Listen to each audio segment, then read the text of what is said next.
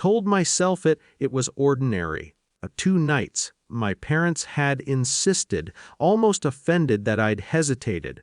We raised you. My mother said lightly, "We can manage one little boy." I wanted that to be true, wanted the past to feel smaller than it did. When I picked him up Sunday evening, nothing looked wrong at first. The house was clean. The television hummed. My father gave me a distracted wave from his chair. My mother kissed my cheek and said, "Was no trouble at all." In the car, my son buckled himself in. He didn't chatter the way he usually did after being somewhere new. He just stared out the window. Halfway home, he said quietly, "There wasn't much food." I glanced at him. "What do you mean?" Shrugged. "It's okay." I didn't want to bother them, the way he said it, careful, protective, like he was the adult. His face looked smaller somehow, not starved, not dramatic, just drawn in, as if he'd spent the weekend taking up less space. Felt something old move inside me, a memory without edges, being told not to ask for seconds, told I was too sensitive. Learning early that needing anything too loudly made people tired. I kept my voice steady.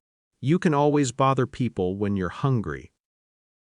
He nodded, but it wasn't agreement. It was understanding, the kind children shouldn't have. At home, he ate 2 bowls of pasta and asked for toast after. He kept saying thank you. Sleep much that night. Monday morning, I called my mother. She answered cheerfully. "Did he have fun?" He said there wasn't much food. A pause, then a small laugh. "Oh, please. You know how kids are. He's picky. He didn't want what we made. He said he didn't want to bother you." Another pause, thinner this time. "Well, shouldn't make us sound neglectful. We fed him." I could hear it forming, the defense, the offense at being questioned. The shift where I would normally back down, smooth it over, doubt myself. Instead, I said, "There won't be any more weekends for now." Silence. "What does that mean?" My father's voice cut in from somewhere near the phone. "Means I've arranged other childcare for future trips. And we won't be doing overnights anymore." "That's ridiculous!" my mother snapped. "Over one comment?" "It's not one comment." I didn't list the past, didn't accuse them of anything grand. I just stayed still in the truth of what I'd heard in my son's voice. "We were busy," my father said. "Your mother isn't as young as she used to be." "I understand," I replied.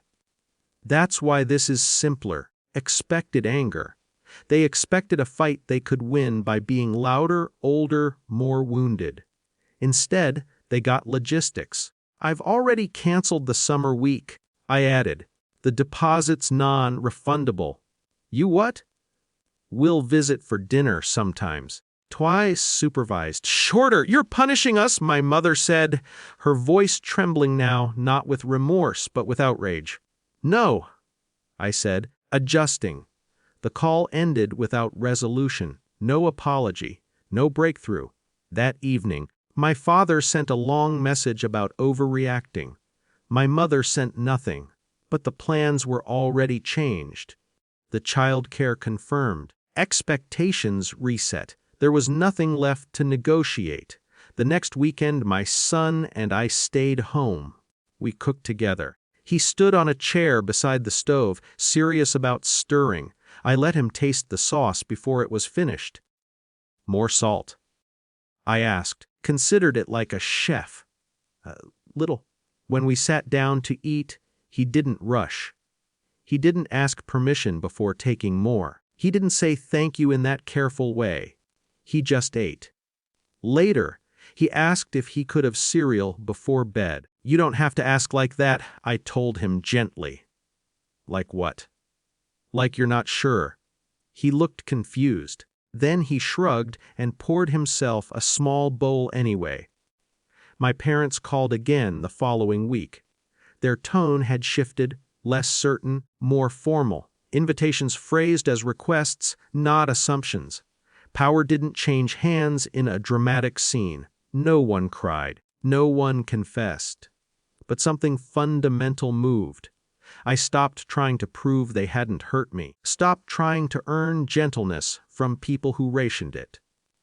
When I tuck my son in now, he sprawls across the bed, limbs wide. The world is sturdy enough to hold him. I think that's the difference. He doesn't shrink to survive, and neither do I.